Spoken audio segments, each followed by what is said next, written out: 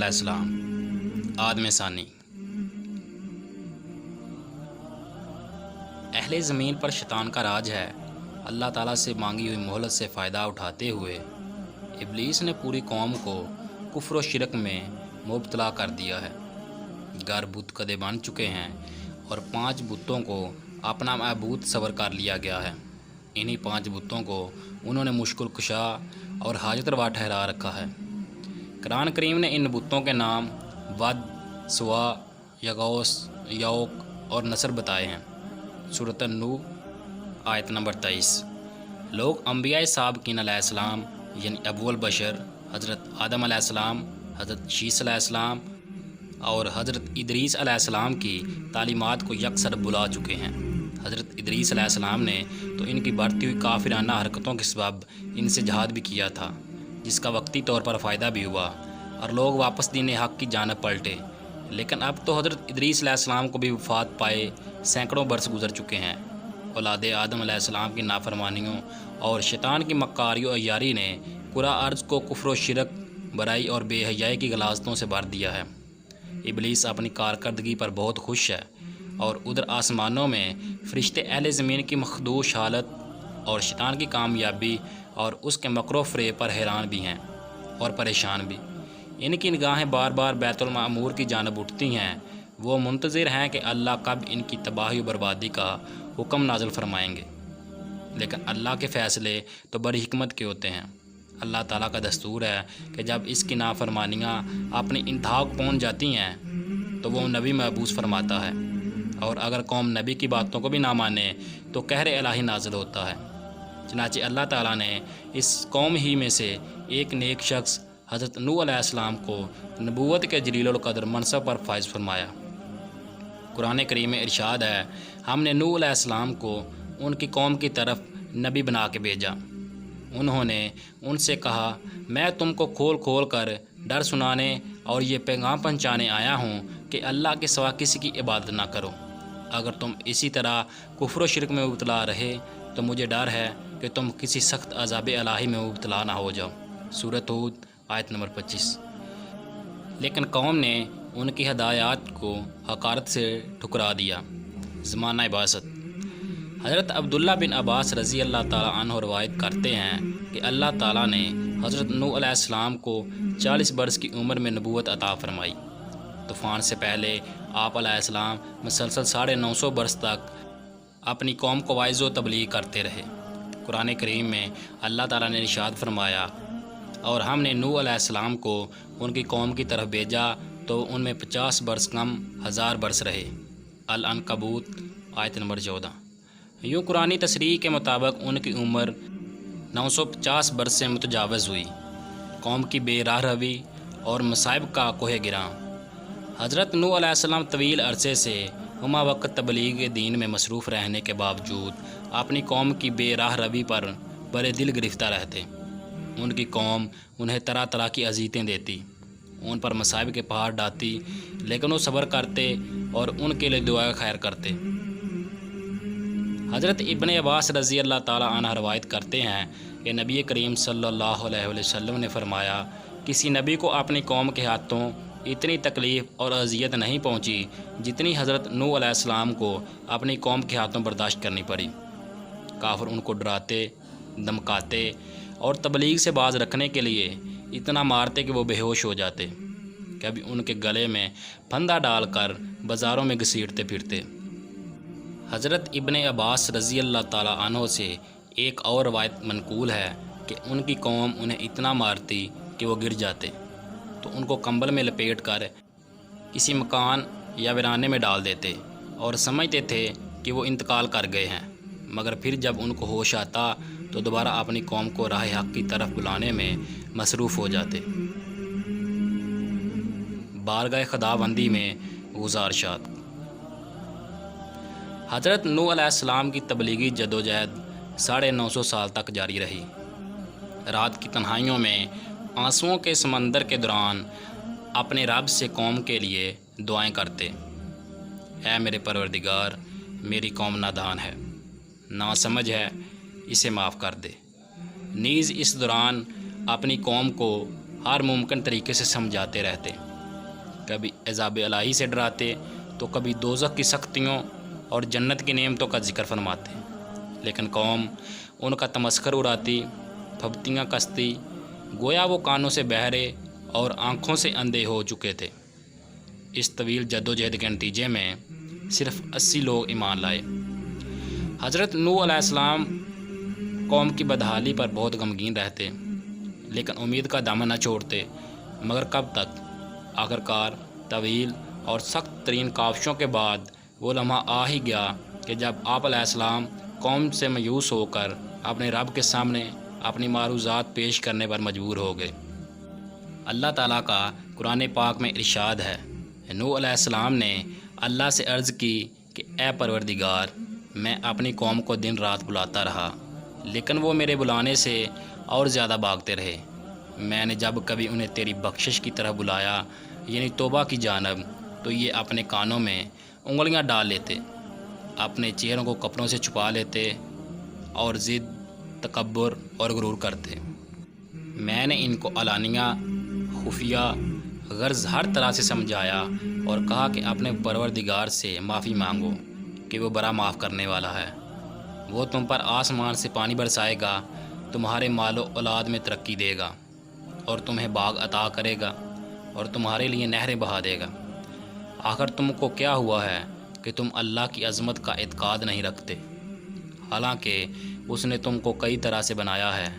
کیا دیکھتے نہیں ہو کہ اللہ نے کس طرح 7 آسمان اوپر تلے بنائے ہیں اور ان میں چاند کو خوب جگمگاتا ہوا اور سورج کو چراغ بنایا، اور اللہ ہی نے تم کو زمین سے ایک خاص طریقے سے پیدا کیا ہے، پھر وہ تمہیں اس زمین میں واپس لے جائے گا اور اس سے یکا یک تم کو نکال کھڑا کر دے گا۔ اور اللہ نے زمین کو تمہارے لیے فرش کی طرح بچھا دیا تاکہ تم اس کے اندر کھلے راستوں میں چلو۔ نوح علیہ السلام نے کہا، میرے رب، انہوں نے میری بات رد کر دی اور ان رئیسوں کی پیروی کی جو مال اور اولاد پا کر اور زیادہ نامراد ہو گئے۔ ان لوگوں نے بڑا بھاری مکر کا جال پھیلا رکھا ہے۔ انہوں نے یعنی رئیسوں نے کہا کہ اپنے معبودوں کو ہرگز نہ چھوڑنا، اور ود اور سوا اور یغوث اور یعوق اور نصر کو کبھی ترک نہ کرنا۔ انہوں نے بہت لوگوں کو گمراہ کیا ہے، اور تو بھی ان ظالموں کو گمراہی کے سوا کسی چیز میں ترقی نہ دے۔ آخر وہ اپنے گناہوں کے سبب پہلے غرق کر دیے گئے، پھر آگ میں ڈال دیے گئے، تو انہوں نے اللہ کے سوا کسی کو اپنا مددگار نہ پایا۔ اور نوح علیہ السلام نے دعا کی کہ میرے پروردگار، کسی کافر کو روئے زمین پر بسنے والا نہ چھوڑ۔ اگر تو نے ان کو چھوڑ دیا تو یہ تیرے بندوں کو گمراہ کریں گے، اور ان کی نسل سے جو بھی پیدا ہوگا وہ بھی بدکار اور سخت کافر ہی ہوگا۔ اے میرے پروردگار، مجھ کو اور میرے والدین کو اور ہر اس شخص کو جو میرے گھر میں مومن کی حیثیت سے داخل ہوا ہے، اور سب مومن مردوں اور عورتوں کو معاف کر دے، اور ظالموں کے لیے اور زیادہ تباہی بڑھا۔ سورہ نوح علیہ السلام۔ کشتی بنانے کا حکم۔ حضرت نوح علیہ السلام کی گزارشات بارگاہ خداوندی میں قبول فرما لی گئیں، اور اللہ تعالیٰ نے ان کی طرف وحی نازل فرمائی۔ قرآن کریم میں ارشاد ہے، اور نوح علیہ السلام کی طرف وحی کی گئی کہ تمہاری قوم میں جو لوگ ایمان لا چکے ہیں ان کے سوا اب اور کوئی ایمان نہیں لائے گا، تو جو کام یہ کر رہے ہیں ان کی وجہ سے غم نہ کھاؤ، اور ایک کشتی ہمارے حکم سے ہمارے روبرو بناؤ، اور ان کافروں سے متعلق اب کوئی گفتگو ہم سے نہ کرنا، کیونکہ یہ سب لازمی طور پر غرق کر دیے جائیں گے۔ سورۃ ہود آیت 36-37۔ ابن کثیر نے لکھا ہے کہ بعد بزرگوں کے مطابق اللہ تعالیٰ نے حضرت نوح علیہ السلام کو یہ حکم بھی فرمایا کہ فلاں درخت اگاؤ جس سے کشتی بنائی جائے گی، تو حضرت نوح علیہ السلام نے وہ درخت اگایا اور 100 سال تک اس کا انتظار کیا، پھر اس کو کاٹ کر چھیلا اور ہموار کیا۔ اس میں بھی ایک قول کے مطابق 100 سال اور دوسرے قول کے مطابق 40 سال کا عرصہ لگ گیا، واللہ علم۔ محمد بن اسحاق رحمۃ اللہ علیہ حضرت سوری رحمۃ اللہ علیہ سے نقل کرتے ہیں کہ وہ لکڑی ساگوان کی تھی، اور دوسرے قول کے مطابق وہ صنوبر کے درخت کی تھی۔ حضرت ابن عباس رضی اللہ تعالیٰ عنہ سے مروی ہے کہ اس کشتی کی لمبائی 1200 گز اور چوڑائی 600 گز تھی۔ ایک اور قول کے مطابق لمبائی 2000 گز اور چوڑائی 100 گز تھی۔ حضرت سوری رحمۃ اللہ علیہ فرماتے ہیں کہ حضرت نوح علیہ السلام کو کشتی کے اندرونی اور بیرونی حصوں میں تارکول یعنی ڈامر اچھی طرح سے ملنے کا حکم ملا تھا، اور ہدایت کی گئی تھی کہ کشتی کے سامنے کا حصہ بلندی کا اٹھا ہوا ہو تاکہ وہ پانی کو چیر سکے۔ اس کشتی کی اونچائی 30 گز تھی اور اس میں 3 منزلیں تھیں۔ کشتی کے اوپر ایک ڈھکن تھا جس سے وہ بند کر دی جاتی تھی۔ قصص الانبیاء ابن کثیر۔ گویا آج کے زمانے کے مطابق وہ عظیم آبدوز تھی۔ طوفان نوح۔ حضرت نوح علیہ السلام کشتی بنانے میں مصروف تھے۔ قوم کے سردار آپ علیہ السلام کے پاس سے گزرتے تو ہنستے، مذاق اڑاتے، پھپتیاں کستے، یہاں تک کہ کشتی تیار ہو گئی۔ اور جب عذاب الہی کا وقت آیا تو اللہ تعالیٰ نے حکم دیا کہ ہر قسم کے جانوروں کا ایک ایک جوڑا اس میں رکھ لو، اور جو لوگ ایمان لائے ہیں انہیں بھی سوار کر لو۔ حضرت نوح علیہ السلام نے احکام خداوندی کے مطابق سب کو سوار کر لیا اور عبادت الہی میں مصروف ہو گئے۔ آخر کار طوفان کے آثار ظاہر ہونے لگے اور دیکھتے ہی دیکھتے زمین کے ہر گوشے سے پانی ابلنے لگا۔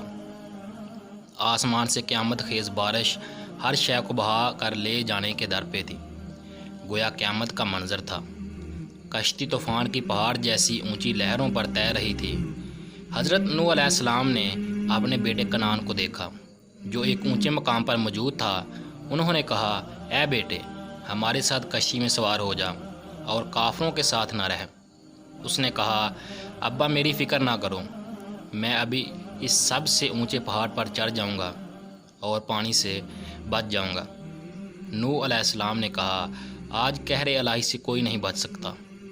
اسی اثناء میں ان دونوں کے درمیان پانی کی ایک بڑی لہر حائل ہو گئی اور وہ غرق ہو گیا۔ حضرت نوح علیہ السلام نے اپنے رب سے اپنے بیٹے کی مغفرت اور نجات کے لیے عرض کی، اے پروردگار، تو نے میرے گھر والوں کی بخشش کا وعدہ فرمایا ہے تو یہ بیٹا بھی گھر والوں میں ہے۔ اللہ تعالیٰ نے فرمایا، اے نوح علیہ السلام، وہ تیرے اہل میں سے نہیں ہے کیونکہ اس کے اعمال اچھے نہیں ہیں۔ سورۃ ہود۔ طوفان نوح علیہ السلام میں پانی کی لہریں اس قدر بلند تھیں کہ انہوں نے روئے زمین کے تمام پہاڑوں کو بھی چھپا لیا تھا۔ زمین پر کوئی بھی چیز زندہ سلامت نہ تھی، سب کچھ نیست و نابود ہو چکا تھا۔ صرف حضرت نوح علیہ السلام کی پہاڑ نما کشتی تھی جو اللہ کی مدد سے پانی کی بلند و بالا بپھری خوفناک موجوں میں تیرتی پھر رہی تھی۔ حضرت ابن عباس رضی اللہ تعالیٰ عنہ سے روایت ہے کہ کشتی میں 80 اشخاص تھے اور ہر ایک کے ساتھ ان کا کنبہ بھی تھا، اور یہ لوگ کشتی میں تقریباً 150 دن رہے، اور اللہ تعالیٰ نے کشتی کا رخ مکہ مکرمہ کی طرف پھیر دیا تھا۔ کشتی 40 دن بیت اللہ کے گرد چکر لگاتی رہی۔ اس کے بعد اس کا رخ جبل جودی کی طرف پھیر دیا گیا جہاں وہ ٹھہر گئی۔ پھر حضرت نوح علیہ السلام نے اہل زمین کی خبر لینے کے لیے ایک کوے کو بھیجا۔ کوے نے زمین پر مردار دیکھے تو ان پر جھپٹ پڑا اور تاخیر کی، جس کی وجہ سے کبوتر کو بھیجا۔ کبوتر ایک زیتون کے پتے کو لے کر آیا اور اس کے پاؤں کیچڑ میں لتھڑے ہوئے تھے، جن کو دیکھ کر حضرت نوح علیہ السلام نے اندازہ لگایا کہ زمین خشک ہو چکی ہے۔ حضرت نوح علیہ السلام جودی پہاڑ سے زمین پر اتر آئے اور ایک بستی تعمیر کی جس کا نام سمانین رکھا، یعنی 80 آدمیوں کی بستی۔ اسی دوران ایک مرتبہ صبح کو اٹھے تو ہر آدمی کی زبان بدل چکی تھی، یعنی 80 زبانیں ہو چکی تھیں۔ لوگ ایک دوسرے کی زبان نہیں سمجھ پا رہے تھے تو حضرت نوح علیہ السلام ہر ایک کی ترجمانی فرماتے تھے۔ حضرت قتادہ رحمۃ اللہ علیہ وغیرہ فرماتے ہیں کہ قوم نوح علیہ السلام کے یہ افراد محرم الحرام کی 10ویں تاریخ کو کشتی سے باہر آئے۔ قصص الانبیاء ابن کثیر۔